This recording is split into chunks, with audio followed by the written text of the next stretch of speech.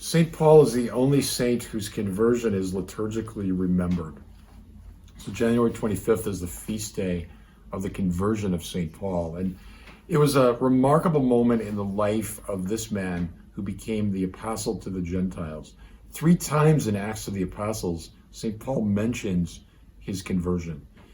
He's a Pharisee. He's a very zealous Jew. And he's trying to stamp out this Christian movement, this Jesus movement that Jews are professing Jesus as the Messiah and the fulfillment of faith. He's complicit in the stoning and martyrdom of St. Stephen. And the scriptures say, as St. Paul narrated, he's on the road to Damascus to put more Christians into prison when suddenly there's this bright light in this clear blue sky and he is blinded. And he hears this voice say, "Saul, Saul, why do you persecute me?" And Saul, at the time, not Paul yet, says, "Who are you, sir?" And the voice says, "I am Jesus of Nazareth, whom you are persecuting."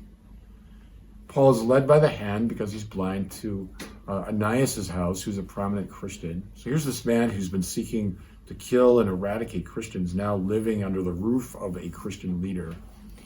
He's baptized, his sight is restored, and he becomes an apostle of Christ. At that point, the Gospels were not yet written, so Paul does not have the roadmap of the New Testament to follow. He did not know Jesus in the flesh.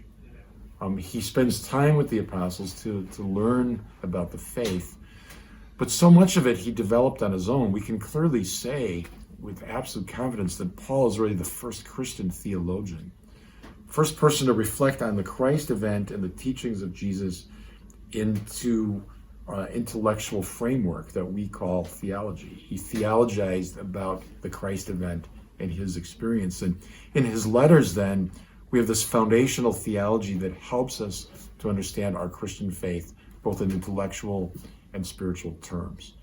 So I just encourage all of us to, on a recurrent basis, to study the epistles of St. Paul over and over again. We hear them at Mass often, but I encourage you just to read them through sequentially because they have so much to teach us. They are so rich. We also think of the suffering that Paul went through. He endured riots and shipwrecks and beatings and imprisonments and threats of death, all of that simply in order to proclaim the gospel to people who had never heard of Jesus Christ.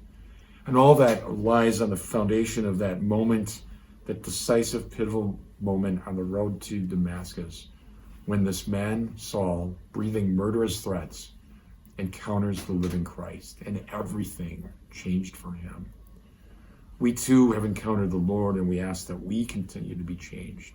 As Saul became Paul, so too may we become the saints of God that the Lord has called us to be, apostles of the gospel, ready to give reason for our hope, as St. Peter calls us to.